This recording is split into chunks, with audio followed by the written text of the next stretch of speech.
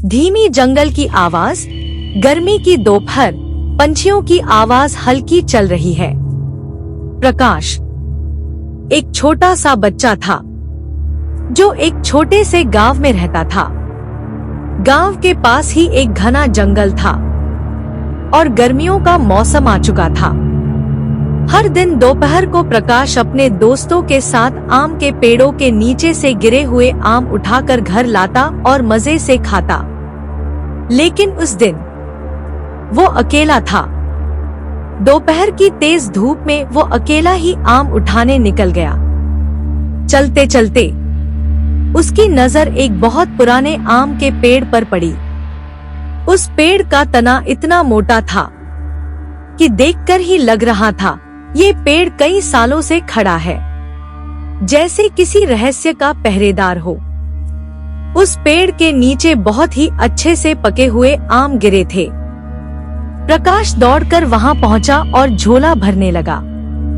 उसने देखा कि उस पेड़ की एक मोटी सी शाखा जोर जोर से झूल रही थी, मगर आसपास हवा का एक झोंका भी नहीं था। सिर्फ वही एक शाखा हिल रही थी और बाकी सब शांत। प्रकाश ने ऊपर देखा और उसकी रूह कांप उठी। उस शाखा से एक लड़की उल्टी लटकी हुई थी, पूरी तरह निर्वस्त्र। उसका शरीर बिना कपड़ों के, लंबे बाल कम से कम 5 फीट नीचे जमीन तक लटक रहे थे। वो लड़की अपनी ही मस्ती में झूल रही थी, जैसे किसी और ही दुनिया से हो। उसकी नजर प्रकाश पर नहीं पड़ी थी। प्रकाश के मन में सवाल उठा, इतने बड़े पेड़ पर ये चढ़ी कैसे और ऐसे उल्टी लटक कर झूल क्यों रही है, वो भी बिना कपड़ों के। तभी उसे अपनी दादी की बात याद आई। चुड़ैलों के पैर उल्टे होते हैं। हिम्मत करके प्रकाश ने दूसरी तरफ जाकर उसके पैरों को देखा और हाँ, वो उल्टे थे। वो एक चुड़ैल थी। प्रकाश का दिल जोर से धड़कने लगा। वो डर के मारे झोला वही फेंककर खेतों की तरफ भाग पड़ा। भागते भागते उसके पैरों में कांटे चुभने लगे, लेकिन उसने पीछे मुड़कर नहीं देखा। आखिरकार वो दौड़ते दौड़ते एक साधु की कुटिया के सामने आकर गिर पड़ा। साधु ने उसे उठाया, पानी पिलाया और प्यार से पूछा, बेटा क्या हुआ, इतने घबराए क्यों हो?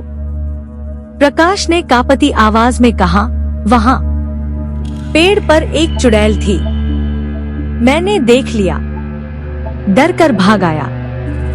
साधु ने लंबी सांस ली और शांत स्वर में कहा, पगले, वो चुड़ैल तो बहुत समय से वहां रहती है।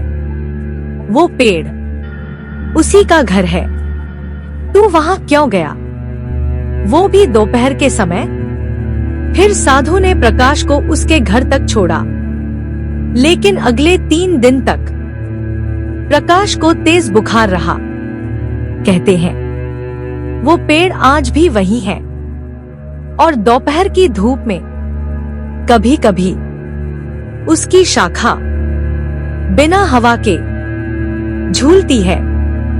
शायद आज भी कोई प्रकाश आम उठाने आता है उस पेड़ के नीचे।